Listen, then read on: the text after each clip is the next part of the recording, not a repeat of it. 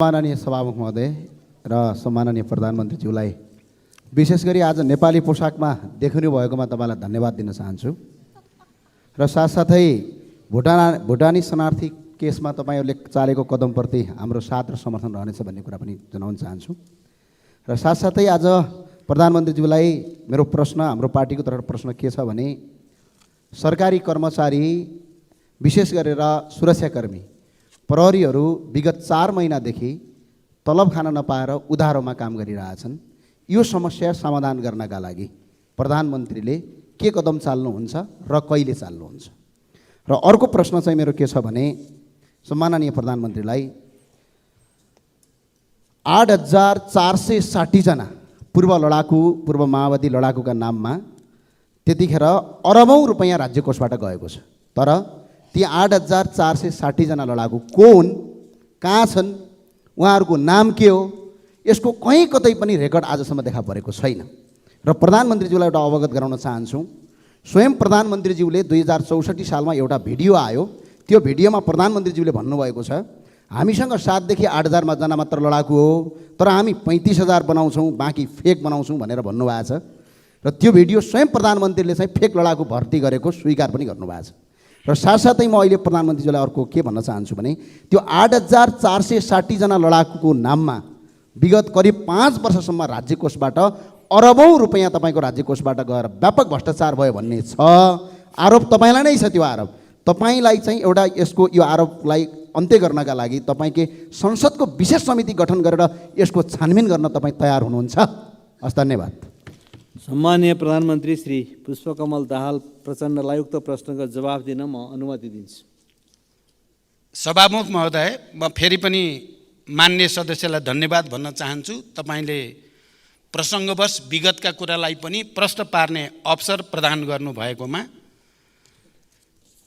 अब पहिलो कुरा, पूर्व माओवादी लडाकुलाई राज्य कोषबाट वितरण गरिएको रकममा व्यापक भ्रष्टाचार भयो भन्ने कुरा, यो आरोपको निम्ति आरोप मात्रै हो भन्ने कुरा म बडो जोड दिएर भन्न चाहन्छु। किनकि त्यति बेला शान्ति सम्झौता भएर क्यान्टोनमेन्टमा पूर्व जनमुक्ति सेनालाई राख्ने निर्णय भइसकेपछि क्यान्टोनमेन्टको भौतिक पूर्वाधार र योद्धाहरूको रासन पानीको निम्ति भनेर राज्यबाट दिएको रकम र त्यसको अडिट, त्यसको हिसाब किताब, त्यहाँ को थिए, कोले लिए भन्ने सबै रेकर्ड रहेको कुरा म मान्य सदस्यलाई जानकारी गराउन चाहन्छु। र त्यति बेला गिरिजाप्रसाद कोइराला प्रधानमन्त्री हुनुहुन्थ्यो अनि डाक्टर प्रकाश शरण महत अर्थमन्त्री हुनुहुन्थ्यो। उहाँहरू समेतको रामशरण महत, प्रकाश शरण होइन, प्रकाश शरण त अहिले हुनुहुन्छ, रामशरण महत अर्थमन्त्री हुनुहुन्थ्यो। उहाँहरू समेतले रुजु गरिसकेपछि त्यो पटाक्षेप भइसकेको कुरा हो। यसलाई अहिले राजनीतिक आग्रह र पूर्वाग्रहका साथ उठाउने गरिएको देख्दा म आफै आश्चर्यमा पर्ने गरेको छु।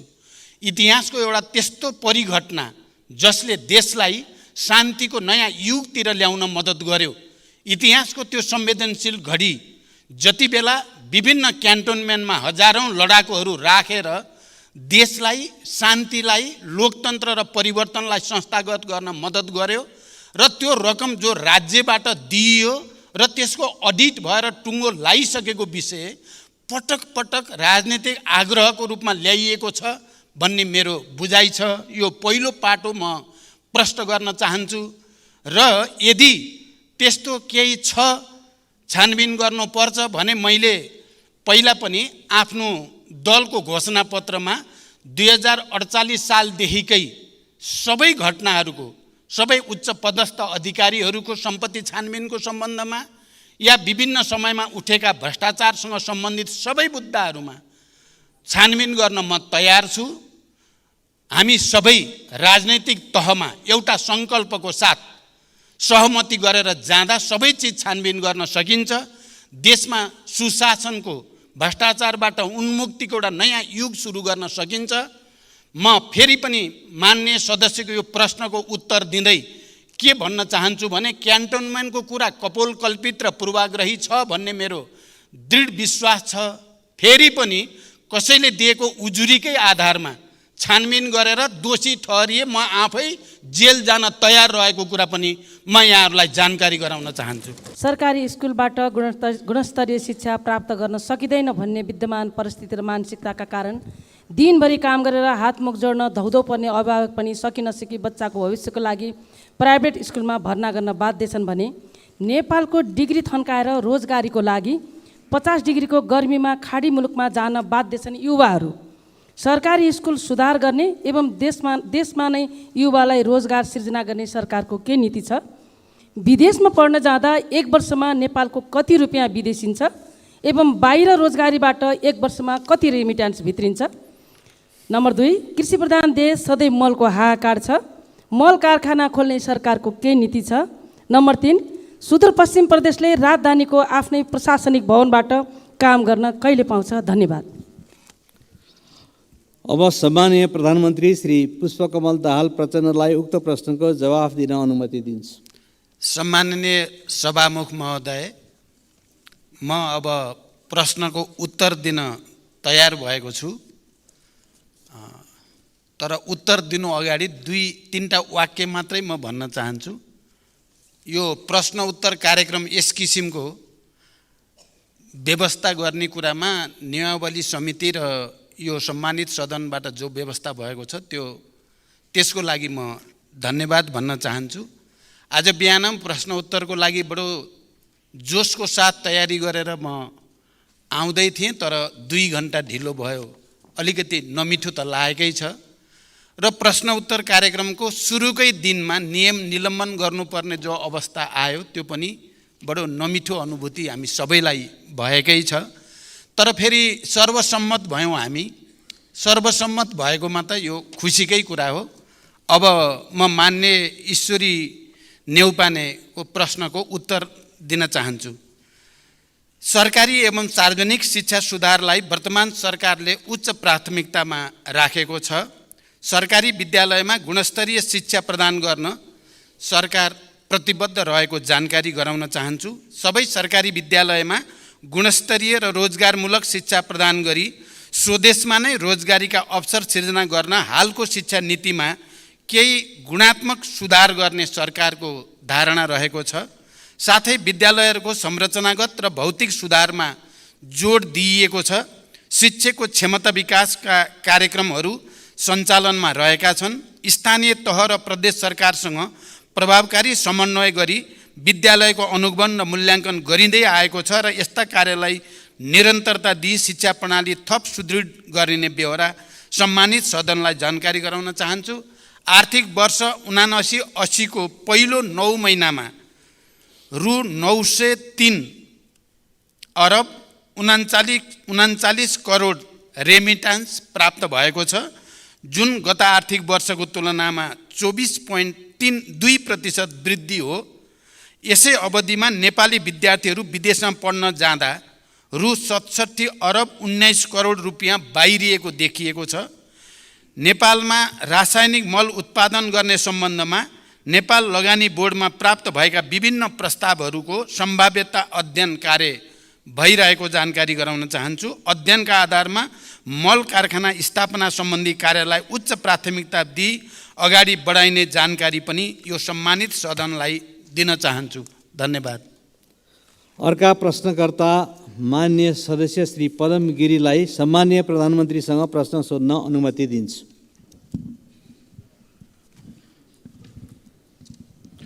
सम्माननीय सभामुख महोदय, सम्माननीय सभामुख महोदय मार्फत म प्रधानमन्त्रीज्यूलाई प्रश्न गर्नको लागि उपस्थित भएको छु। सम्माननीय प्रधानमन्त्रीज्यूलाई मैले प्रश्न गर्नको लागि एउटा प्रश्न तयार गरेको थिएँ। यही क्रममा देशका विभिन्न कुनाबाट गरिब किसानहरूले फोन गर्नुभयो। लम्पी स्किन भन्ने बिमारको कारणले हाम्रा गाईहरू धमाधम मर्न लाए। 100 हजारौँको सङ्ख्यामा गाईहरू चाहिँ बिमारी भएका छन्, भ्याक्सिन पाइएको छैन।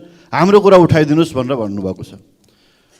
फेरि मधेसतिरबाट धेरै साथीहरूले फोन गर्नुहुन्छ। हिजो बेलुकादेखि तारन्तर फोन आएको छ। हामी हजारौँ युवाहरूले चाहिँ अहिले +2 पास गरेका नागरिकता पाएको छैन। नागरिकता विधेयक कहिले आउँछ सोधिदिनु होला भन्नुभएको छ।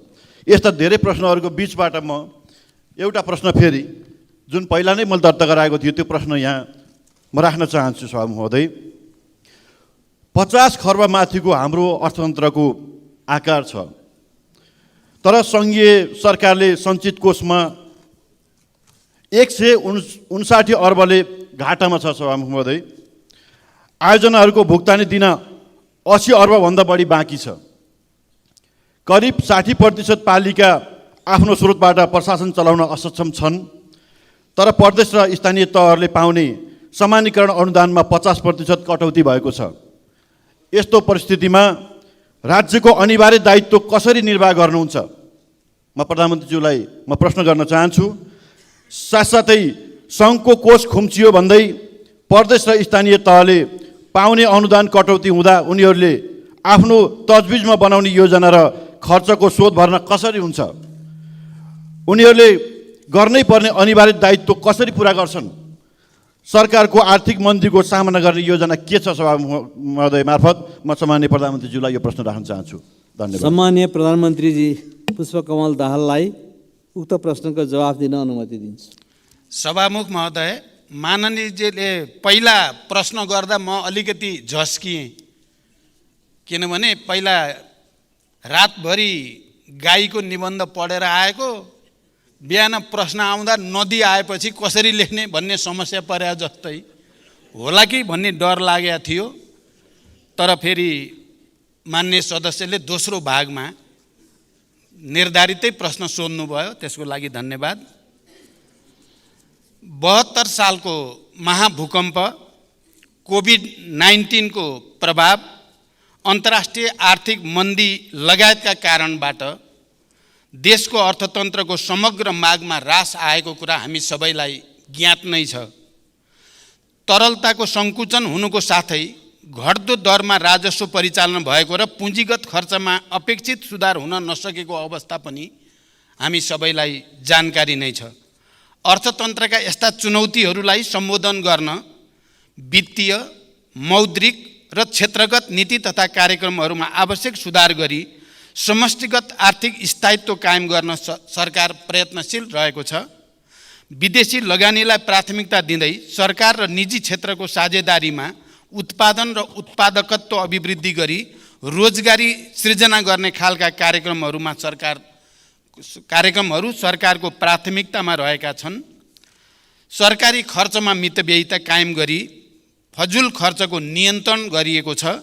सरकारले राजस्व प्रशासनलाई थप सुदृढ र चुस्त बनाउँदै राजस्वको दायरा विस्तार गर्ने र राजस्व चुहावट, राष्ट्रिय पुँजी पलायन, अवैध कारोबारलाई कडाइका साथ नियन्त्रण गर्ने नीति सरकारले लिएको छ। सरकारका यी नीतिहरूको सकारात्मक प्रभावका सङ्केतहरू पनि सबैले देख्ने गरी आएकै छन्। विदेशी लगानीलाई प्रोत्साहन र स्वदेशी उद्योगलाई संरक्षण गरी आर्थिक भार कम गर्ने नीति सरकारको रहेको कुरा पनि म जानकारी गराउन चाहन्छु। यसका साथै वित्तीय सङ्घीयताको प्रभावकारी कार्यान्वयन गरी खर्चको आवश्यकता र राजस्व क्षमताको आधारमा वित्तीय हस्तान्तरणको कार्यक्रमलाई सुदृढ गर्दै लगिनेछ। प्रदेश र स्थानीय सरकारको राजस्वको क्षमता वृद्धि गर्ने, करको दायरा वृद्धि गरी सक्षम र आत्मनिर्भर बनाउने कार्यक्रम पनि रहेको जानकारी गराउन चाहन्छु। धन्यवाद। अर्का प्रश्नकर्ता मान्य सदस्य श्री पूर्णबहादुर घरतीलाई म प्रधानमन्त्रीजीसँग प्रश्न सोध्न अनुमति दिन्छु। समय र अवसरका लागि सम्मान्य सभामुखलाई धन्यवाद। सम्मान्य प्रधानमन्त्रीज्यू, वृहत शान्ति सम्झौताको महत्त्वपूर्ण पाटो बेपत्ता पारिएका व्यक्तिहरूको छानबिन, सत्य निरूपण तथा मेलमिलाप सम्बन्धी कार्य शान्ति प्रक्रियाको 18 वर्षसम्म पनि कार्यान्वयन हुन सकिराखेको छैन। द्वन्द्वकालीन मुद्दाहरूलाई शान्ति सम्झौताको मर्मअनुसार समाधान गर्ने भन्दा पनि तत्कालीन विद्रोही पक्ष यानि कि माओवादीलाई फौजदारी अभियोग सम्बन्धी मुद्दाहरूद्वारा तह लगाउने आशयका अभिव्यक्ति र क्रियाकलापहरू सदनभित्र र बाहिर भइराखेका छन्। तपाईँ वृहत शान्ति सम्झौताको हस्ताक्षरकर्ता एवं तत्कालीन विद्रोही पक्षको सर्वोच्च कमान्डर हुनुहुन्छ। हाल तपाईँको नेतृत्वमा रहेको सरकारले यसको समाधानका लागि भए गरेका प्रयासहरू र जटिलताहरू के हुन् र कहिलेसम्म समाधान हुन्छ? धन्यवाद। सम्माननीय प्रधानमन्त्रीलाई उक्त प्रश्नको जवाफ दिन अनुमति दिन्छु। सभामुख महोदय, शान्ति प्रक्रिया र सङ्क्रमणकालीन न्याय सम्बन्धी सबै बाँकी कामहरू वृहत शान्ति सम्झौताको मर्म र भावना अनुसार समाधान गर्न सरकार दृढ र प्रयत्नशील छ। बेपत्ता पारिएका व्यक्तिको छानबिन आयोग र सत्यनिर्माण तथा मेलमिलाप आयोगको सिफारिस समेतका आधारमा जनयुद्ध र जनआन्दोलनका घाइते र अपाङ्गता भएका व्यक्तिको पुनर्स्थापना र परिपूरणको कार्यलाई प्राथमिकताका साथ अगाडि बढाइनेछ र यसै सदनमा रहेको बेपत्ता पारिएका व्यक्तिको छानबिन र दुवै आयोग सम्बन्धी विधेयक संशोधन प्रक्रियामा छ र मैले सरकारको तर्फबाट यो विषयमा बृहत राजनीतिक सहमतिको निम्ति निरन्तर प्रयास गरेको कुरा पनि म यहाँ जानकारी गराउन चाहन्छु।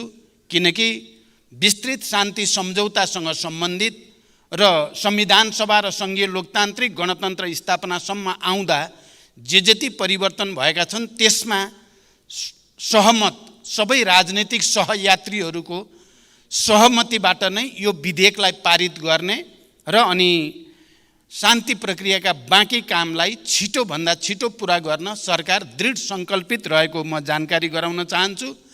जगन्य एउटा कुरा म आज यस सम्मानित सदनलाई के कुरा पनि स्मरण गराउन चाहन्छु भने जति बेला विस्तृत शान्ति सम्झौता भयो र यसै हलमा हामीले 7 राजनीतिक दलको तर्फबाट दिवंगत गिरिजाप्रसाद कोइरालाले र तत्कालीन विद्रोही पक्षको तर्फबाट मैले हस्ताक्षर गर्दै गर्दा हाम्रो एउटा बहस भएको थियो।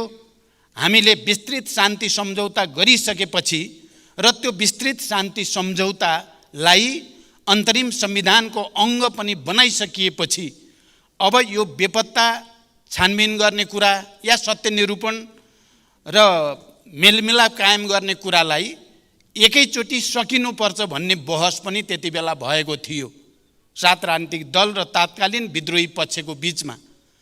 अझ मुख्यतः नेपाली कांग्रेसका सभापति तथा तत्कालीन प्रधानमन्त्री गिरिजाप्रसाद कोइरालाले यो समस्यालाई बाँकी राखिराख्नु उचित हुँदैन भन्ने धारणा राख्नुहुन्थ्यो र उहाँले पटक मलाई सुझाव दिने गर्नुहुन्थ्यो कि हामीले यसलाई फर्गिभ एन्ड फर्गेट गरौँ। अब जे भयो भयो, हामी अब शान्ति सम्झौतामा आइसकेपछि फेरि छानबिन गर्ने, दोषीलाई कारबाही गर्ने कुरातिर लाग्दा त्यसले शान्ति प्रक्रियामा नै अप्ठ्यारो आउन सक्छ भन्ने गर्नुहुन्थ्यो।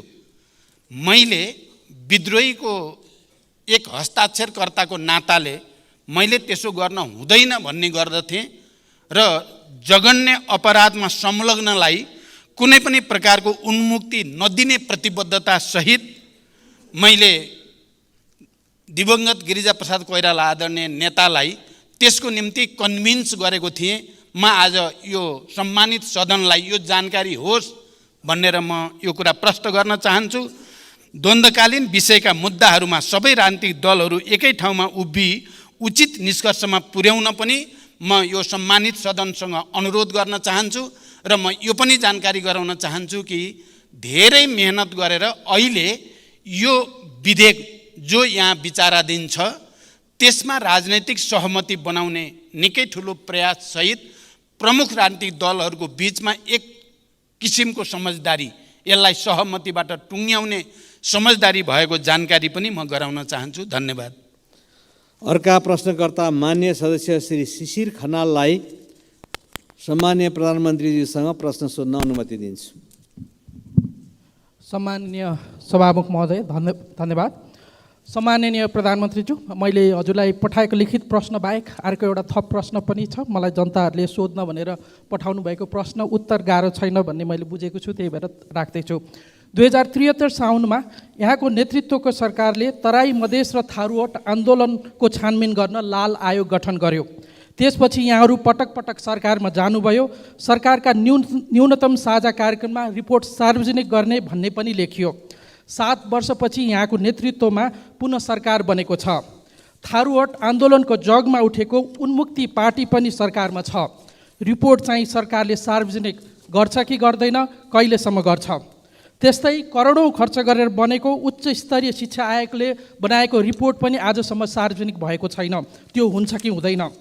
त्यस्तै गरी पछिल्लो उपनिर्वाचनमा यहाँ लगायत पूर्व प्रधानमन्त्रीहरू हेलिकप्टर चढेर हाम्रा उम्मेदवारहरू हराउन जिल्ला जिल्ला जानुभयो।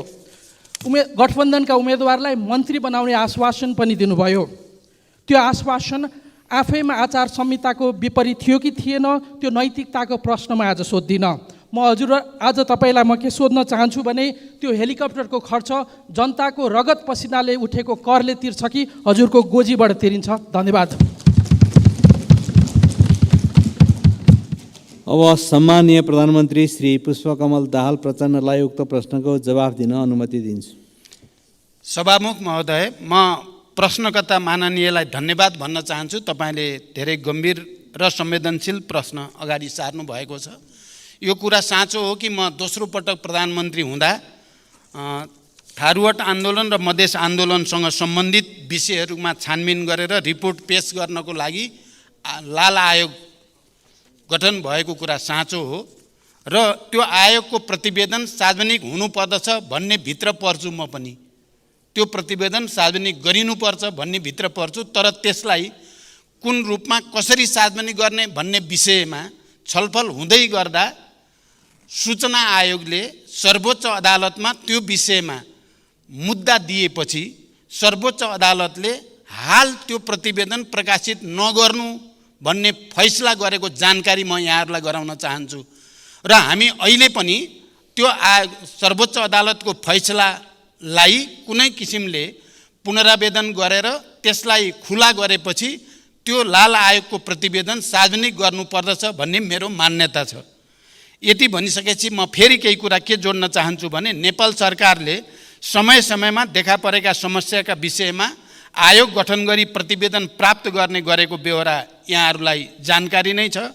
त्यस्तै तराई मधेस र थरुवट आन्दोलन लगायतका विषयमा समेत सरकारले आयोग गठन गरी प्रतिवेदन प्राप्त गरेको थिए।